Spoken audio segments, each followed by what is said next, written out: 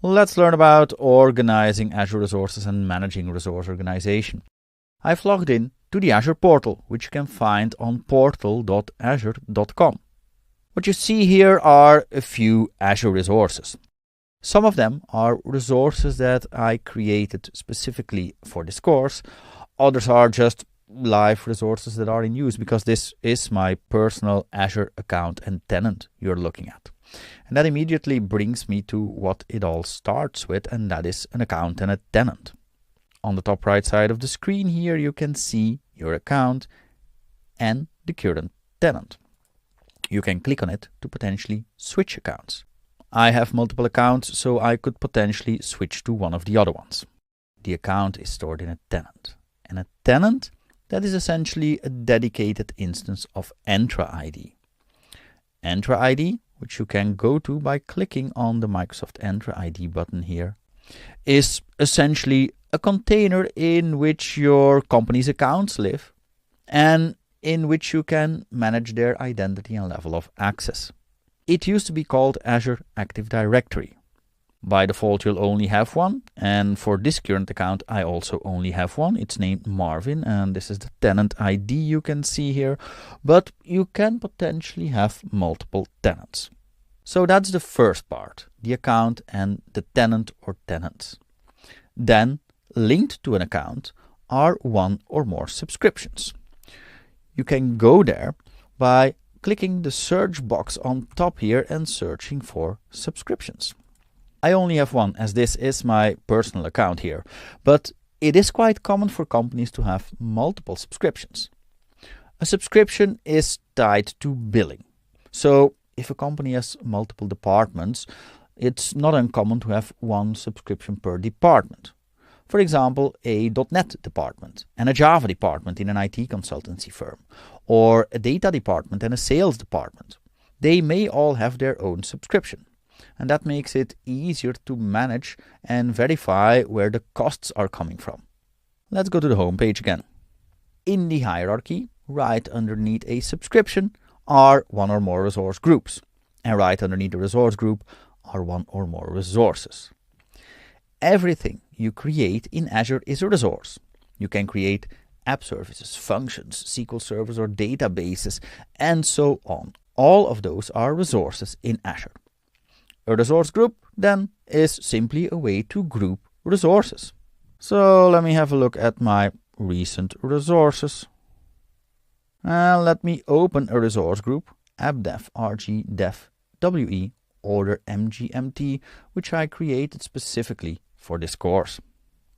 Resources that are in this group can be found via this overview, so via the resource group directly.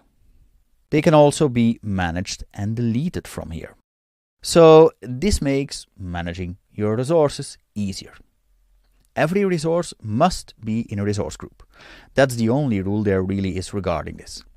Which resources you put together in a group, how many groups you create, that is all up to you. But it is a good idea to consider what you need beforehand. You can consider grouping resources based on their functionality. For example, you could create a resource group for a web app that includes the web app, database, and storage account resources. Another resource group could contain networking components like virtual networks, subnets, and load balancers. You can also consider grouping resources based on security boundaries. For example, you could place sensitive data resources like some databases in a separate resource group and then apply access control policies at resource group level. So that too is an easy way to manage a group of resources together. You can also consider grouping resource groups in resources depending on the region your resources are deployed to. Doing that typically makes it easier to manage cross-region failover. In case disaster strikes, you can more easily move everything inside of the affected resource group to another region. Very common as well is grouping resources by their life cycle and environment. For example, you would group resources used during development together, used during testing together, used for production together, and so on.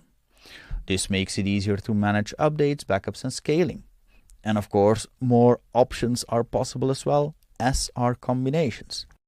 if you had a quick peek at how I named my resources here, you can already see that I am using a combination of the things I just mentioned. There is no best option here, by the way. It really depends on your use case. But one approach I've often seen used and which has proven its worth is combining environment grouping with regional grouping and functional grouping. This is actually what you see on screen. What I created is a resource group appdef rg def we order mgmt, which is a resource group for a fictional order management application. Underneath it, I created an Azure web app. That's this one you see here, the app service. Another resource I created here is a function. That's the appdef func def we order mgnt resource you see here. And I also added a SQL database, which is this one you see here currently. Well, as you can see, there's actually a few more there, but those were automatically created when I created the tree I just mentioned. So don't worry about those for now, just worry about the tree I just mentioned. And just to make this a little bit more clear, let's have a look at how this looks if I note this down in Notepad. So we have our resource groups and we have the three Azure resources underneath them. What you clearly see is the hierarchy. These resources are grouped in a resource group by environment. Dev for development. After that, they are ordered by region, WE for West Europe. And after that, they are ordered by functionality, order MGMT for the fictional order management application. So this is the development environment. If you would also deploy your Azure resources for the production environment in, say, the France Central region to this same Azure subscription, the naming would become appdef rg prd fc for France Central, and the rest remains the same. And I do the exact same thing for the other resources here. So that already explains three parts of the name, the last three. But what about the rest then? What about appdef and func for the Azure function, for example? Well, that brings me to another part, and that's naming conventions. When naming your resources, it's of course important to be consistent. Here too, many approaches are possible. You can include the name of your organization, the name of a department in your organization, and so on. What I chose for in this case is to start with the name of the department inside of our company. We are developers, so we are in the application development department, appdef. And then I add the resource type, RG for resource group, app for app service, SQLDB for SQL database, Azure SQL database, and func for an Azure function. I didn't just come up with these abbreviations myself, by the way. There's a list available with abbreviations on Microsoft's documentation. You can find that list via the link on screen. So my tip here is choose a convention that works for you and stick with it, because consistency is important. Before I continue to the next part, let me look into one more thing, tags.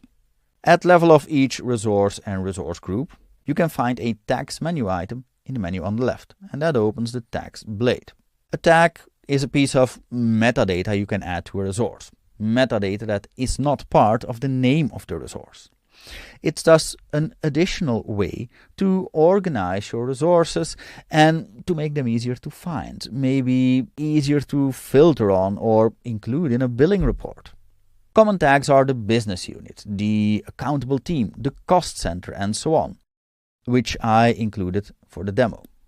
But also things that I included in the resource name itself, like environment. That is possible as well. It all depends on how you want to organize this and how you want to make it searchable. To add a tag, simply open the tags menu item, which brings you to the tags blade, and then add a name and a value for a new tag, or edit an already existing one. And with that, you should now have an idea of how resources in Azure are grouped and how they relate to each other.